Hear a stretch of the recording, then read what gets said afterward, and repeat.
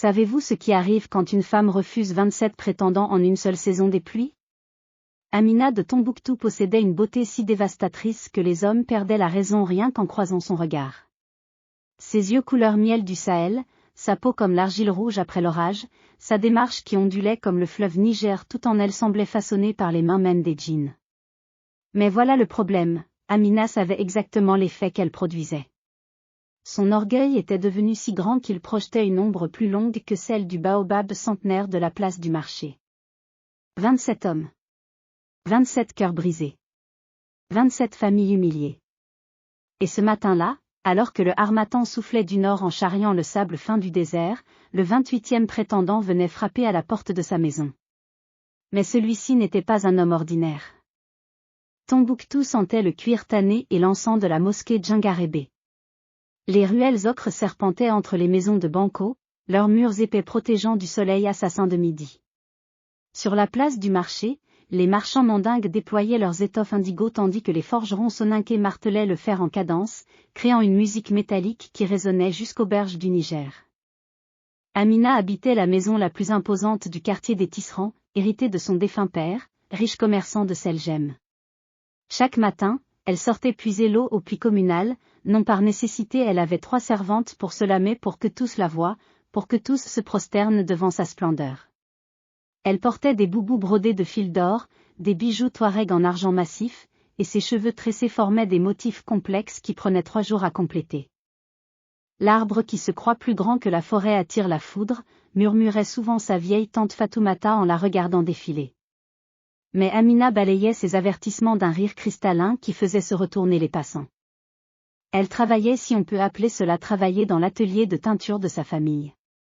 Mais pendant que ses cousines plongeaient les tissus dans les bassines d'indigo jusqu'à avoir les mains bleues comme le ciel, Amina se contentait de superviser, assise à l'ombre, éventail en main, distribuant ordre et critique avec la même générosité qu'elle distribuait ses refus de mariage.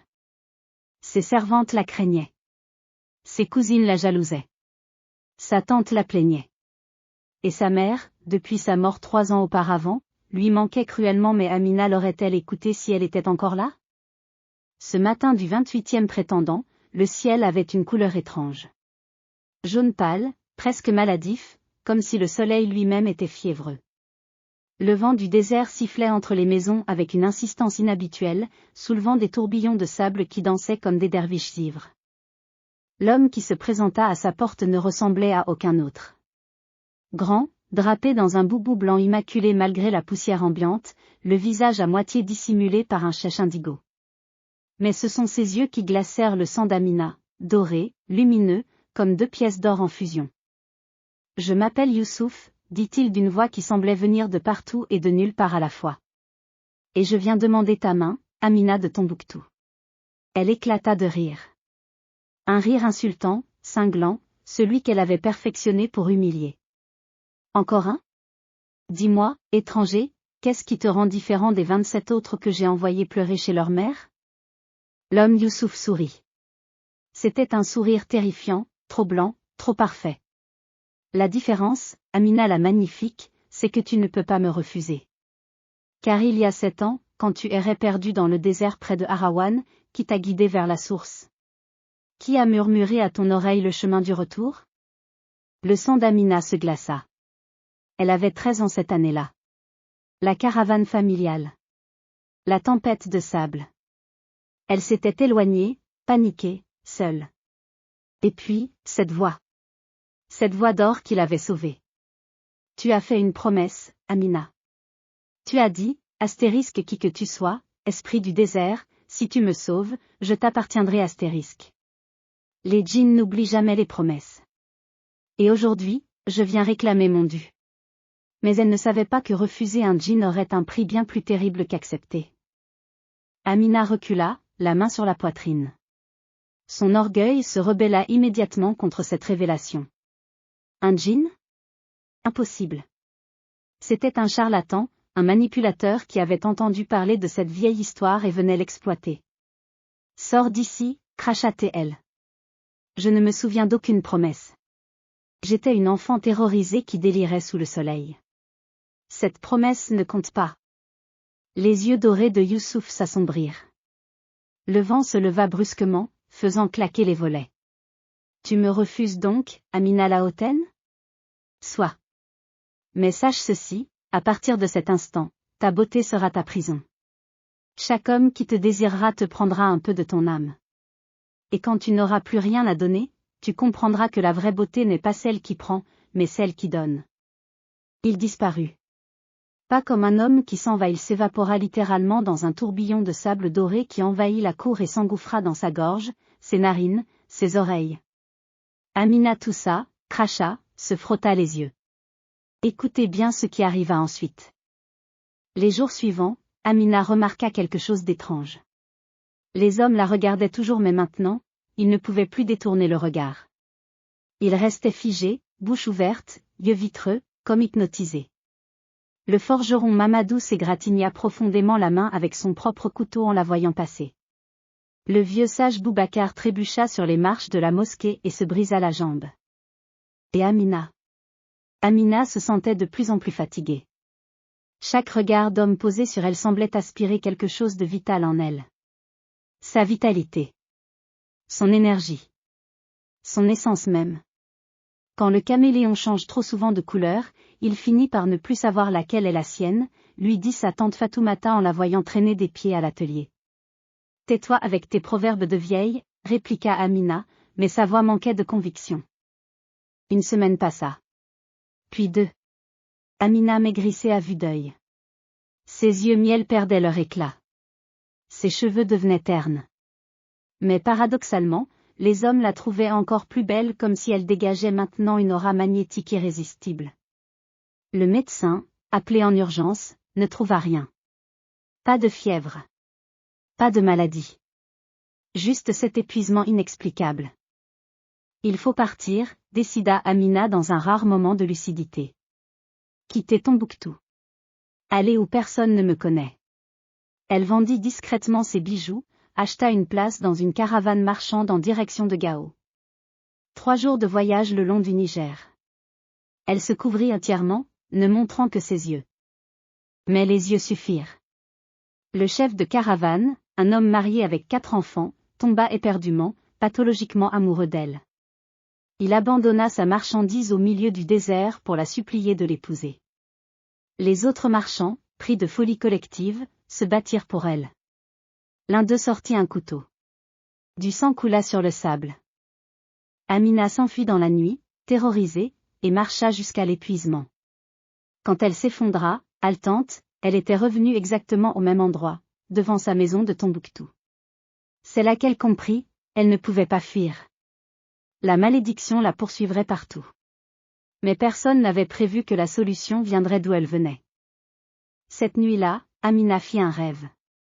Sa mère apparut, vêtue de blanc, entourée d'une lumière douce comme celle de l'aube. « Ma fille, dit-elle avec une tendresse infinie, tu portes le poids de ton orgueil comme le chameau porte le sel à travers le désert. Mais même le chameau le plus fort finit par s'agenouiller pour être déchargé. Maman, aide-moi. Je meurs. Tu ne meurs pas. Tu te transformes. Voyez-vous, la beauté que tu brandissais comme une arme se retourne maintenant contre toi. Le djinn t'a donné une leçon, ce qui est pris par orgueil sera perdu par désespoir. Mais il y a un chemin. Lequel? Retourne au désert. Trouve le puits où tu as fait ta promesse. Et cette fois, tiens-la mais pas comme tu le crois. Amina se réveilla en pleurs. La sueur collait son pagne à sa peau. Dehors, le coq chantait déjà. Elle n'avait plus le choix. L'antilope blessée doit retourner au point d'eau, même si c'est là que le lion l'attend. Le voyage vers Arawan prit 7 jours. 7 jours pendant lesquels Amina évita tout contact humain, marchant de nuit, se cachant de jour. Son corps n'était plus qu'un fil ténu reliant son âme à ce monde. Ses lèvres craquelaient. Ses mains tremblantes. Mais elle avançait. Le puits apparut au lever du soleil du 8e jour. Exactement comme dans son souvenir d'enfance.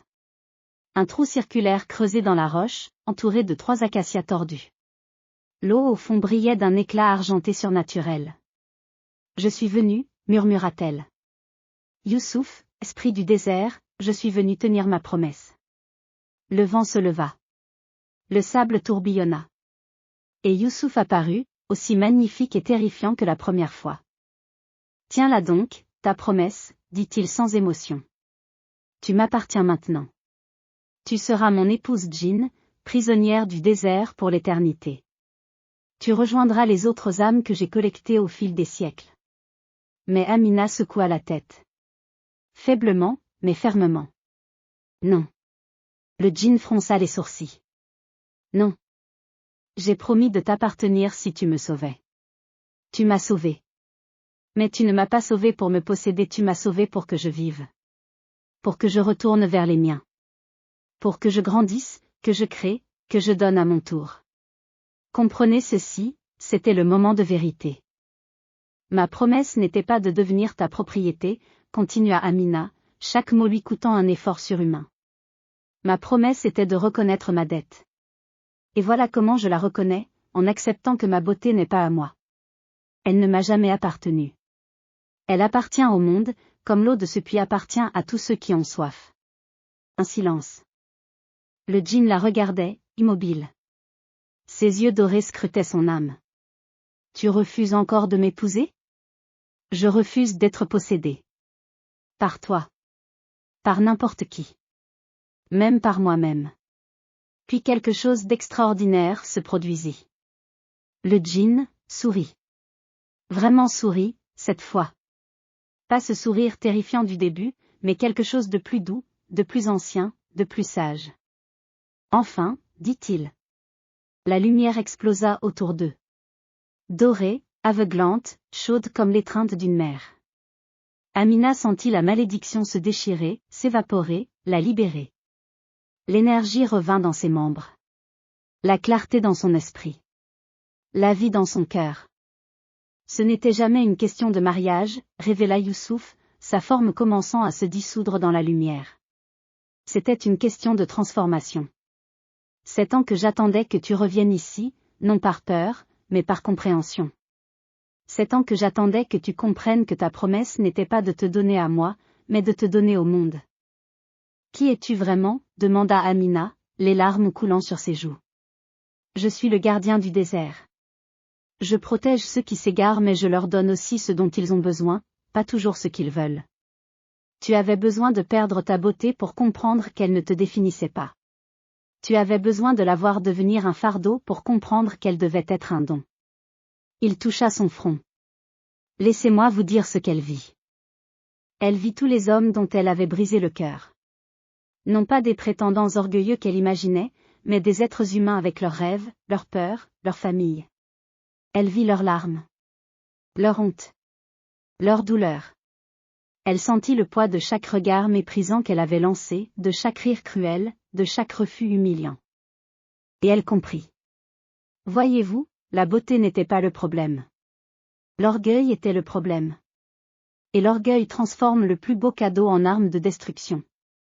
Va maintenant, dit le djinn en disparaissant complètement.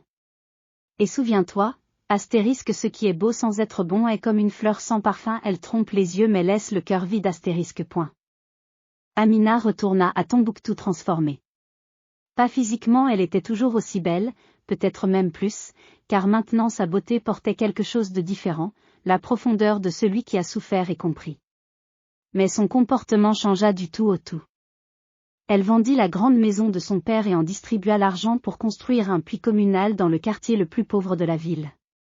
Avec l'argent restant, elle acheta des métiers à tisser qu'elle installa dans une grande cour ouverte, où elle enseignait gratuitement aux jeunes filles orphelines l'art de la teinture et du tissage. Chaque matin, au lieu de parader au marché, elle était la première à arriver au puits, remplissant les jarres non seulement pour elle, mais pour les femmes âgées qui peinaient sous le poids de l'eau. Elle travaillait aux côtés de ses anciennes servantes, les mains plongées dans l'indigo jusqu'au coude, riant de se voir aussi bleue qu'elle. Elle rendit visite aux 27 hommes qu'elle avait humiliés. À chacun, elle présenta des excuses sincères, non pas vagues et creuses, mais spécifiques. Je me souviens du jour où tu m'as offert ce bracelet en argent que tu avais forgé toi-même pendant 3 mois. Je l'ai jeté à tes pieds. Je regrette profondément cette cruauté. Certains ne lui pardonnèrent pas. C'était leur droit. D'autres pleurèrent et l'embrassèrent comme une sœur. Un homme, le jeune Sédou qu'elle avait particulièrement maltraité, devint même son associé dans l'atelier de tissage. Les anciens du village se réunirent sous le grand baobab et déclarèrent « Amina la magnifique est devenue Amina la sage ». Les djinns lui ont donné une seconde chance, et elle l'a saisie avec les deux mains. 1 an passa. Puis 2. L'atelier prospéra. Les jeunes filles formées par Amina devinrent des artisanes respectées. Le quartier pauvre où elle avait construit le puits s'épanouit. Et Amina elle-même. Amina rayonnait d'une beauté nouvelle, celle qui vient de l'intérieur et illumine le visage comme le soleil illumine le matin. Un jour, un voyageur arriva de Gao. Grand, le visage franc, les mains calleuses d'un travailleur. Il s'appelait Ibrahim et cherchait une tisserande pour équiper sa nouvelle boutique. En voyant Amina, il resta silencieux un long moment, puis dit simplement « Tes tissus sont magnifiques. J'aimerais en acheter. » Pas un mot sur sa beauté. Pas un regard insistant.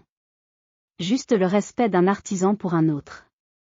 C'est lui qu'elle épousa, 6 mois plus tard, dans une cérémonie simple sous les bénédictions des anciens et le sourire invisible du djinn du désert. Aujourd'hui encore, à Tombouctou, quand le harmattan souffle du nord et fait danser le sable en tourbillons dorés, les grands-mères racontent l'histoire d'Amina aux jeunes filles. Elles disent, la beauté qui se garde pour elle-même se flétrit comme la fleur sans eau. La beauté qui se partage fleurit comme le baobab qui nourrit tout le village. Elles disent, le djinn du désert n'était pas venu prendre, il était venu enseigner. Elles disent, ce qui brille le plus fort n'est pas toujours l'or, parfois c'est simplement un cœur qui a appris à aimer. Et quand la nuit tombe sur la ville millénaire, quand les étoiles percent le voile noir du ciel, on jure parfois apercevoir une silhouette dorée près du vieux puits d'Arawan, veillant sur les âmes égarées qui cherchent leur chemin. Car les djinns n'oublient jamais. Ni les promesses. Ni ceux qui ont eu le courage de les tenir autrement. Que les ancêtres bénissent votre route, et que votre beauté soit toujours au service de votre bonté, car c'est ainsi que l'on devient véritablement immortel, non pas dans les regards qu'on capture, mais dans les cœurs qu'on libère.